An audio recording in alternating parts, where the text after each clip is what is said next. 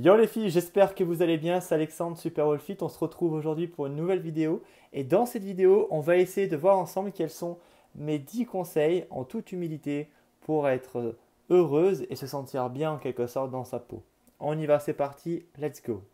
La première astuce, ça va être en quelque sorte d'avoir le sourire et la pêche le matin quand on se réveille, quand on sort du lit.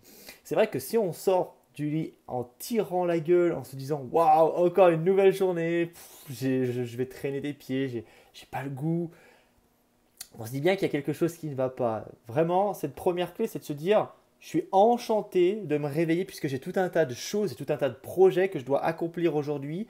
Et à la fin de la journée, être très fier de soi, de se dire voilà, j'ai avancé, j'ai fait tout un tas de choses, j'ai fait les choses que je voulais, ou peut-être j'ai pas fait toutes les choses que je souhaitais, mais j'ai fait de mon mieux. La deuxième chose, c'est d'avoir le sentiment eh bien, qu'on est en train d'aider les autres. C'est de se dire voilà, ce que je fais, à ma façon, en fait, j'impacte la vie des gens positivement. Ou non d'ailleurs, peut-être, je ne sais pas du tout, mais du moins d'avoir le sentiment qu'on agit pour les autres. Bien sûr, ça serait plus intéressant dans le sens où on fait grandir les autres, mais voilà, en quelque sorte de sentir qu'on a un impact significatif dans la vie des gens. Et ça, c'est très puissant puisque ça va venir renforcer notre lien émotionnel, les choses qui sont vraiment importantes pour nous dans notre objectif. La troisième chose, troisième astuce pour se sentir à l'aise, heureuse, c'est d'entretenir des bonnes relations avec ses proches. Effectivement. De se dire que voilà, je fais de mon mieux pour entretenir des relations de qualité avec mes parents, avec mon frère, avec ma copine, mon copain, peu importe. Ça passe aussi par identifier, on va dire en quelque sorte, les personnes, les gens. Tout le monde n'a pas le même comportement, tout le monde ne réagit pas de la même manière en public, en privé. Essayer d'adapter son discours et puis d'adapter sa façon de s'adresser, d'être une meilleure communicante, si je puis dire, avec certaines personnes. Il y a des gens en public qui sont géniaux, puis en privé, ils commencent à dire des choses bizarres, et inversement, en privé, ça peut être super, mais en public, c'est un peu les débordements. Donc voilà, essayer en sorte de savoir quelles sont les personnes qui sont bonnes pour nous, et vraiment, voilà, si quelqu'un se sent pas bien, voilà, quelles leçons je peux en tirer, qu'est-ce que je peux donner comme conseil, toujours essayer de faire en sorte d'être quelqu'un de bien et d'entretenir des bonnes relations. C'est bien. Le truc, c'est que tout le monde, tout le temps, ça ne va pas aller à 100%. Bien sûr, on ne peut pas être tout le temps de bonne humeur, etc. C'est un peu la limite, en fait, en quelque sorte, de la pensée positive. Mais de se dire, voilà, ok, ça va pas. Qu'est-ce que je peux faire, en fait, là, maintenant, pour que ça aille mieux et pour aider cette personne. Et elle pourra certainement m'aider en retour. La quatrième astuce pour se sentir à l'aise, heureuse, c'est de saisir les opportunités lorsqu'elles se présentent à vous. C'est très important de se dire, tac, là, ça c'est une perche qu'on me tend, je la prends tout de suite et je passe à l'action. Comme spécialement durant cette période de confinement. Vous avez peut-être plus de temps pour vous adresser à vous-même, passer plus de temps avec des personnes que vous aimez ou non, encore une fois.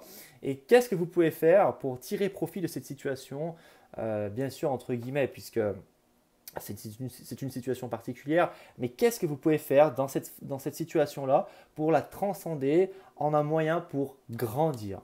Ensuite, la cinquième astuce, ça va être d'oser dire non à quelqu'un. Je sais que la plupart du temps, ça peut paraître un peu un obstacle, spécialement les personnes qui sont proches de nous. On n'ose pas tout le temps dire non, on veut tout le temps dire oui. Et en fait, à ne pas oser dire non, on donne beaucoup trop de valeur à l'autre et on s'oublie soi-même. Donc en quelque sorte, une relation, c'est tout le temps dans les deux sens. Et si justement on donne trop de pouvoir à une personne, ça ne va pas fonctionner, la relation ne sera pas du tout saine pour nous. La sixième astuce, ça va être d'accepter de se sentir mal à l'aise. Accepter que c'est ok de se sentir mal à l'aise, c'est vraiment une clé importante puisque on veut tout le temps être au top, etc. et que ça aille toujours bien, mais des fois ça va mal se passer. On se sent mal, on a passé une mauvaise journée, voilà, et on le dit. Osez le dire en fait, voilà, d'accepter que vous vous sentez mal et osez le dire à vous-même et aux autres. Et spécialement quand vous êtes dans une situation un petit peu, vous vous sentez mal, bah dites je suis mal à l'aise tout simplement. Il n'y a pas de mal à être mal à l'aise. En fait, c'est humain d'être mal à l'aise. Ensuite, la septième clé, elle est assez évidente si vous me suivez sur ce compte YouTube, en fait, en quelque sorte, je ne trouvais plus le nom, c'est de faire du sport et de manger sainement. Et oui, parce qu'en fait, ça va contribuer à augmenter la confiance, l'estime de soi, de se dire c'est un acte d'amour envers soi que de prendre soin de mon corps. Je mange sainement, je fais attention à moi, et puis bah, je suis en bonne santé, j'ai de l'énergie et j'ai envie de passer à l'action, de faire plein de choses qui vont me rendre heureuse et où je vais me sentir bien en fait tout le long de la journée. La huitième chose, huitième astuce en quelque sorte pour se sentir heureuse, ça va être de donner en fait, donner aux gens sans attendre en retour spécialement.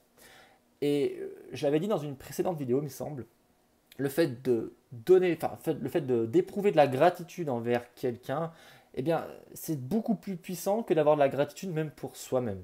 Autrement dit, remercier une personne pour une bonne action ou féliciter quelqu'un va être beaucoup plus gratifiant que de se dire oh, aujourd'hui j'ai réussi ça, je suis forte, etc. Donc c'est hyper puissant, appliquer cette clé. La neuvième astuce, ça va être de ne pas être dépendant de quelqu'un. Encore une fois, ça va faire résonance un petit peu à la clé, l'une des clés précédentes, de ne pas donner trop de pouvoir à une personne. D'essayer justement de se dire que eh bien, c'est dans les deux sens. La dépendance, être dépendant, en quelque sorte, c'est du suicide. L'indépendance, c'est un fantasme. Et le mieux, c'est l'interdépendance. C'est en quelque sorte de se dire, bah, je veux être suffisamment indépendante, mais avoir la sagesse de se dire, je ne peux pas être complètement indépendant. Je suis dépendant en fait eh bien, de ce téléphone qui a été construit par quelqu'un. Je suis dépendant des personnes qui vont faire un retour suite à ma vidéo par exemple. Je suis dépendant des élèves, des personnes qui achètent ma formation pour vivre. Donc en fait en quelque sorte, on est indépendant d'une certaine manière, mais on ne peut pas être indépendant à 100% et on a besoin du collectif, on a besoin d'être tous ensemble pour vivre et être heureux. Et la dixième et dernière astuce, c'est de prendre les épreuves de la vie comme un moyen pour grandir. De se dire effectivement, voilà, là il m'arrive quelque chose un coup dur, qu'est-ce que je peux faire? Comment je peux transcender ce qui m'arrive pour grandir?